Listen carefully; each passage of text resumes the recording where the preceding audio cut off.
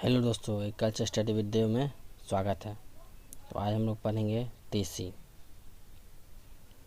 लिनियम डाइसियम।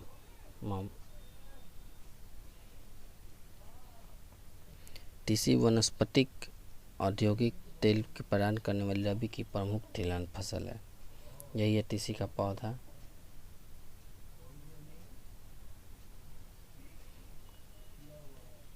इस फसल के विश्व के कुल क्षेत्रफल का 32.4% क्षेत्रफल तथा कुल उत्पादन 18.4% भाग भारत में ही पैदा किया जाता है। दुनिया भर में टीसी जितने देशों में उगाई जाती जा रही है उनमें भारत का नाम सबसे पहला है। क्षेत्रफल के अनुसार से बिहार राज्य में यह दूसरा तिलहनी फसल है, जो लगभग 17.539 हेक्टेयर भूमि में इसकी खेती होती है तथा लगभग 859 किलोग्राम प्रति हेक्टेयर की दर से टीसी प्राप्त होती है। 2015-16 में इसके बीजों में 37 से 45% तेल तथा 20% प्रोटीन की मात्रा होती है। तेल की प्रचुर मात्रा में 55-57% लिनोलिक अम्ल पाया जाता है, जिसके कारण तेल जल्दी से सूखने की प्रवृत्ति होती है। इसके लिए इसके रूप में पेंट तथा वार्निश उद्योग में प्रयोग किया जाता है। पेंट या वार्निश उद्योग में प्रयोग किया जाता है। इसकी खल्ली में 30% तेल तथा 12% प्रोटीन पाई जाती है। इसकी खल्ली को खाद्य पशु आहार के उपयोग होती है। टीसी के तने से रेशे निकालने के लिए उगाए जाते हैं। उत्पत्ति एवं स्थल। टीसी की खेती प्राचीन काल 500 ईसा पूर्व से किया जा रही है। इसके मुख्य रूप से दो उद्गम स्थल माने गए हैं: दक्षिण पश्चिम एशिया तथा यूरोप भूमध्य सागरीय क्षेत्र। दक्षिण पश्चिम एशिया में उद्भव क्षेत्र में तुर्की से लेकर पाकिस्तान तथा पश्चिम भारत तक फैला हुआ है। टीसी का दूसरा उद्भव केंद्र भूमध्य सागर क्षेत्र माना गया है। इसकी खेती वर्तमान में सीरिया तथा मेसोपोटामिया में कई हजार वर्ष से होती आ रही है। क्षेत्र एवं विस्तार।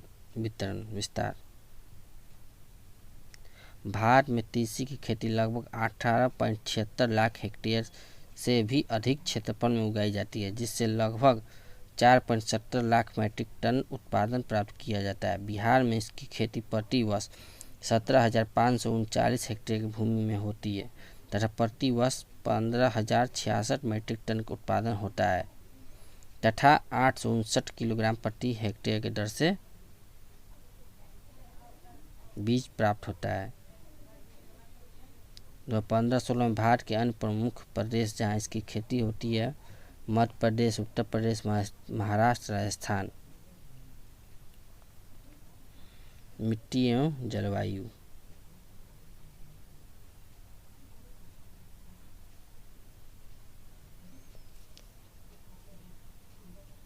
टीसी समशीतोष्ण तथा शीतोष्ण कटिबंधीय जलवायु की फसल है अतः इससे भारत में सामान्य रूप से रबी के मौसम में उगाए जाते हैं।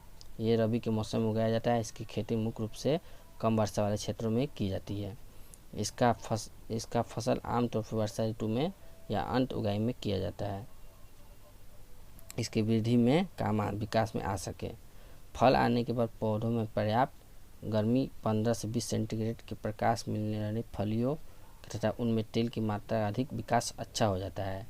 तापमान इसके लिए चाहिए 25 से 30 सेंटीग्रेड होना चाहिए। बीज बनाने के समय पौधा में विकास 50 से 60% वायुमंडल आर्द्रता होनी चाहिए।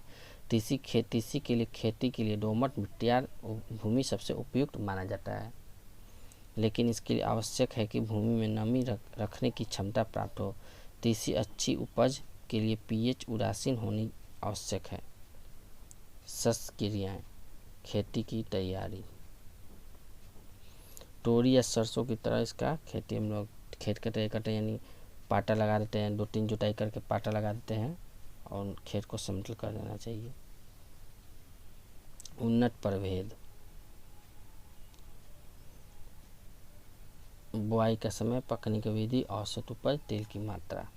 397 बुआई का समय है 20 अक्टूबर से 20 नवंबर पकने की विधि 120 से 130, औसत उपज 10 से 12 हेक्टेयर प्रति क्विंटल है। 40% पैरा फसल हेतु उपयुक्त। शुभ्रा 25 अक्टूबर से 20 नवंबर, पकने की विधि 130 से 135, औसत उपज है 10 से 12, इसका 40% तेल होता है। गरिमा 20 अक्टूबर से 20 नवंबर, पकने की विधि 125 से 130 दिन, औसत उपज है 12 से 14, तेल की मात्रा है 42%।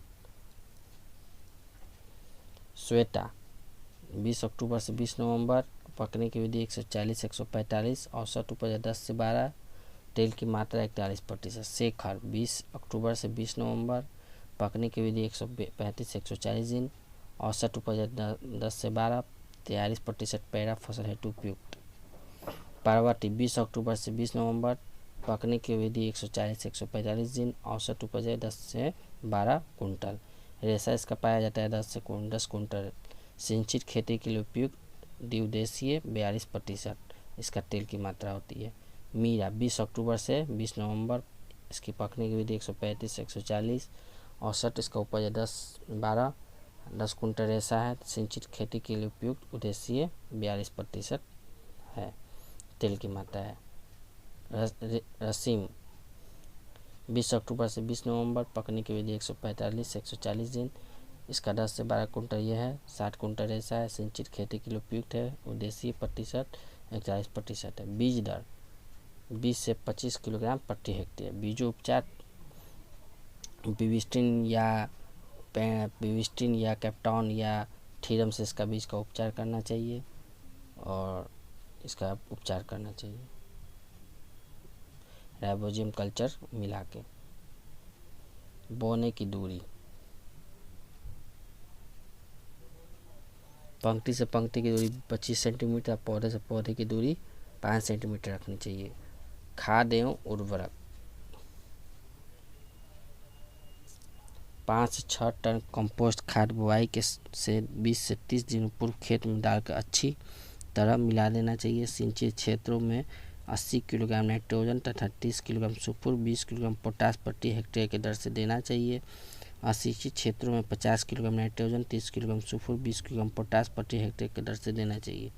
सिंचित अवस्था में नाइट्रोजन की आधी मात्रा, सुपर तथा पोटास की पूरी मात्रा बुआई के समय प्रयोग करना चाहिए। नाइट्रोजन की शेष आधी मात्रा फूल लगने के समय उसमें डालना चाहिए। असिंचित अवस्था में नाइट्रोजन, सुपर, पोटास मात्रा बुआई के समय प्रयोग करना चाहिए। सिंचाई इसका ये 3-4 बार करते हैं हम लोग, एक फूल आते समय, फिर कल्ला बनते समय, फिर एक फल आते समय करना चाहिए। निकाई गुड़ाई खरपतवार नियंत्रण। तीसी की फसल में 15 दिन के अतिरिक्त पौधे की छटाई जरूरी करना चाहिए। खेत में बुआई के समय 25 से 30 दिन तक खरपतवार से मुक्त रखें। रासायनिक विधि खरपतवार रोकथाम के लिए पेंडिमिथलिन 30 इसी 3 लीटर के प्रति मात्रा की दर से प्रति हेक्टेयर की दर से बुआई का तुरंत 7 से 800 लीटर पानी में घोलकर मिलाकर मिट्टी में छिड़काव करना चाहिए। कीट देख लेते हैं।